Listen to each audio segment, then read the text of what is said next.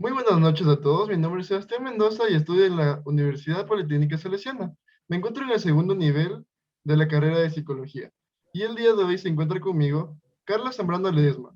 Ella es psicóloga social y clínica. Hola Sebastián, muchas gracias y gracias por invitarme, es un gusto estar contigo. A ti, de hecho, muchas gracias por venir. Me estás ayudando bastante con el proyecto que tengo que hacer. Entonces, ¿para qué estamos aquí? Estamos aquí hoy día porque le quiero realizar una pregunta sobre un tema bastante importante a nuestra psicóloga invitada. Está bien.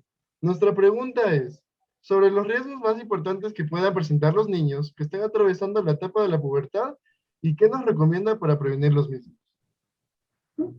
Bueno, la etapa en sí en niños y niñas puede ir variando, ¿no? La etapa de la pubertad corresponde a algunos años y obviamente depende de la madurez de la persona es que se la va a sentir en distintos momentos.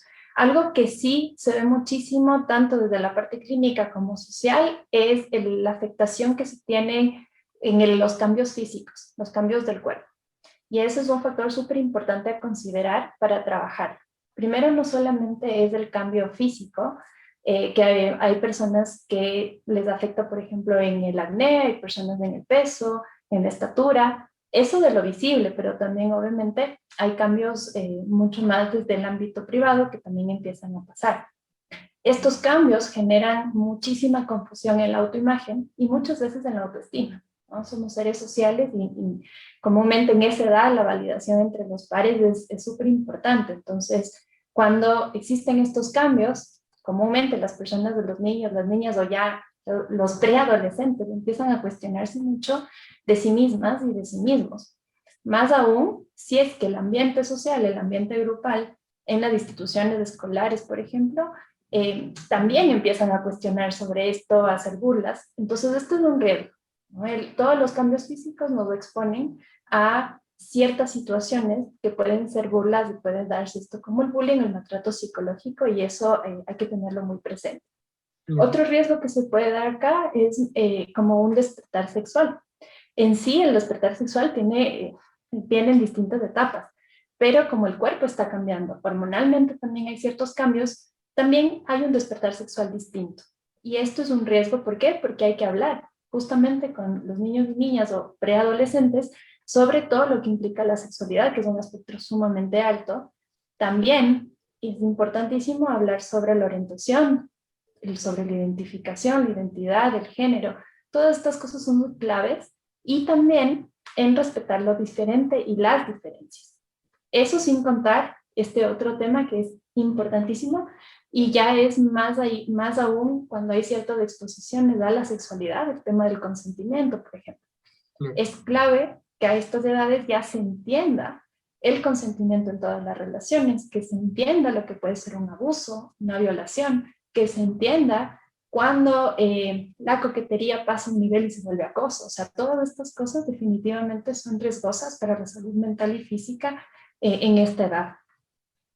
Sí, ¿y usted qué cree que comprende esta etapa? Me refiero al rango de edad, como que, ¿de qué año a qué año usted cree que comprende esta etapa?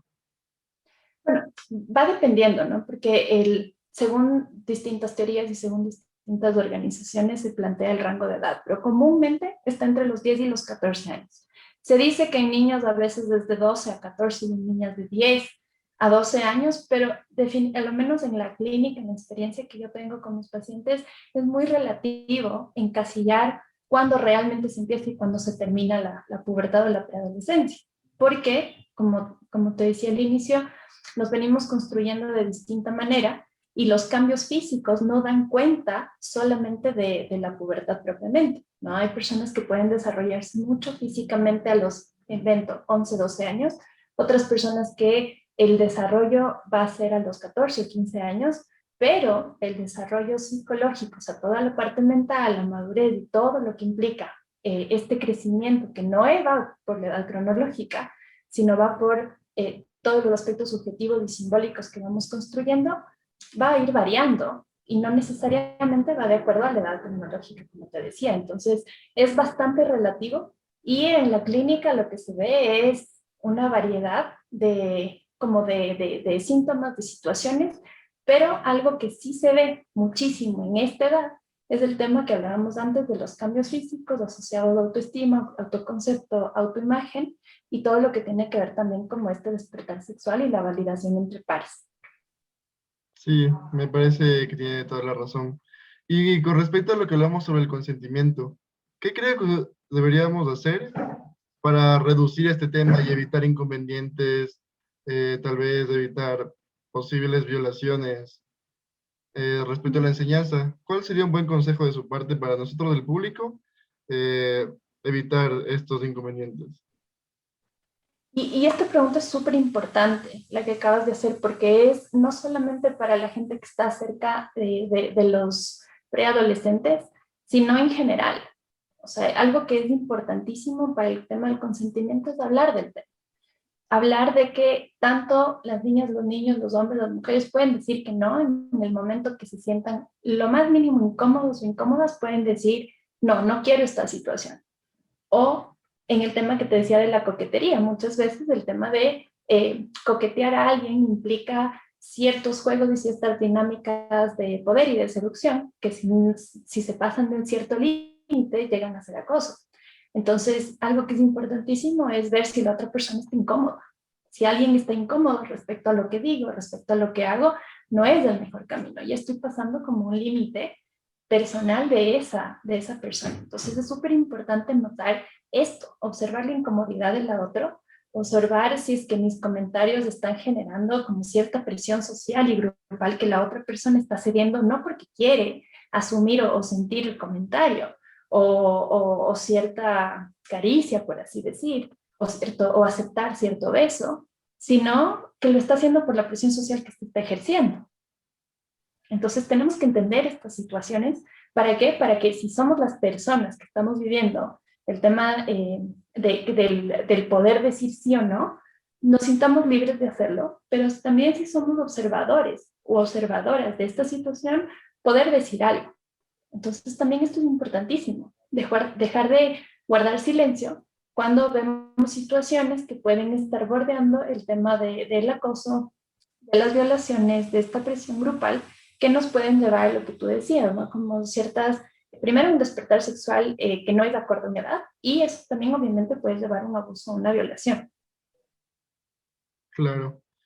Yo creo que realmente vivimos en una sociedad donde nuestros padres le enseñan a su hija a cuidarse de los hombres en vez de enseñar a los hombres a cuidar a las mujeres. Como Sabes que última, esto pasa mucho en el ámbito social por mucho machismo en el que nos hemos mm, criado. Sin mm, embargo, aquí lo que es importantísimo es enseñar tanto a hombres y a mujeres a cuidar del otro. Sí, es sí, importantísimo que podamos entender que también los hombres están sujetos a muchísima presión social de cómo debe ser un hombre cuando conquista. Esto es seguir estereotipos y seguir prejuicios que no siempre son los más sanos. Entonces, tanto hombres y mujeres tenemos como esta responsabilidad a cualquier edad de ir cuestionando si las prácticas que nos han enseñado, la forma que nos han dicho que nos conquistan o que debemos conquistar, son las más sanas o si ya estamos invadiéndole al otro. sí, esto es totalmente comprensible. Yo creo que, como tú dices, es una buena lección el enseñar a cuidarse el uno del otro. Y la verdad nos podríamos ir hablando de largo sobre este tema porque es muy interesante y no se puede resumir con el poco tiempo que nos han dado. Pero me gustaría para cerrar, tal vez, si podrías darles un consejo a los jóvenes y pubertos que están pasando por la etapa de la pubertad, tal vez para sobrellevar problemas de crecimiento, esto que comienzan las tristezas y el cuestionamiento, sí, un pequeño consejo sí me ayudaría bastante si nos podrías dar. Claro, bueno, en sí te voy a dar dos. El Está primero bien. definitivamente es que puedan conectar con lo que están sintiendo. Si no se sienten bien, si se sienten incómodos, si están generando cierta tristeza, sienten ira, sienten rechazo, por favor díganlo. No traten de negar eso que sienten. Es importantísimo en todas las etapas de nuestra vida, pero específicamente en este, el poder escucharnos y decir, a ver, si algo me pasa, si dudo de mí, si tengo miedo, si tengo ira, dolor, etcétera, tengo que reconocer y tengo que decir algo, tengo que pedir ayuda a quien pueda pedir ayuda. Si es a mamá o papá, bien, si mamá o papá por ahí no escuchan, no creen en la psicología o por alguna razón no pueden ser las personas que hagan el acceso a que los adolescentes o preadolescentes o personas de la pubertad tengan un acceso a salud mental, buscar a alguien más, hablar con profesores, hablar en el colegio, hablar con tíos, primos, amigos, tratar de decir algo me está pasando. Porque el momento que empezamos a callar esa vocecita, nos empezamos a maltratar a nosotros mismos. Y eso nos lleva luego, a la larga, a sentir situaciones emocionales o a generar ciertos trastornos emocionales. Entonces, más bien serían como estos dos aspectos, ¿no? Escuchar si algo no se siente bien, hacer caso, valorar y validar lo que voy sintiendo y luego, bueno, pedir la ayuda necesaria desde el ámbito profesional. Sí, también creo que para cerrar les deberíamos comentar un poco de que deberíamos normalizar ir al psicólogo como bienestar mental y no como si estuviéramos locos o alguna enfermedad, porque eso ha causado muchos problemas de que la gente lo calle y se lo guarde diciendo, no, es que estoy triste por alguna pequeñez, pero no es así. Realmente estas cosas nos atormentan a nosotros y no son tristezas porque sí, porque estamos creciendo.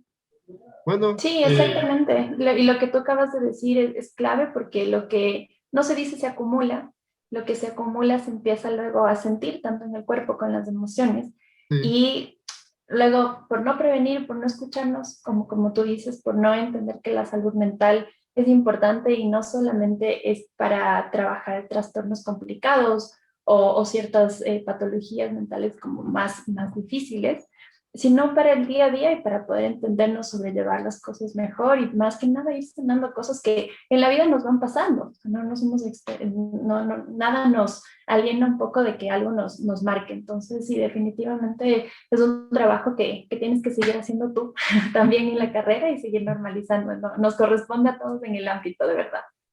sí, muchísimas gracias por tu tiempo. Ella ha No, no. sido Carla Zambrano, ella es psicóloga, como ya les dije, psicóloga clínica social, y nos ha ayudado para este pequeño proyecto. Te agradezco de corazón, Carlita, que hayas tenido tu tiempo para podernos ayudar. Tal vez quieres decir algo más o ahí está bien. No, está muy bien, muy bien. Solamente volver a agradecerte a ti y que bueno que se haya dado este espacio de entrevista y compartir algunas ideas. Estoy a las órdenes para cualquier otro momento. Muchas gracias, Carlita. Te agradezco tu tiempo. Con gusto.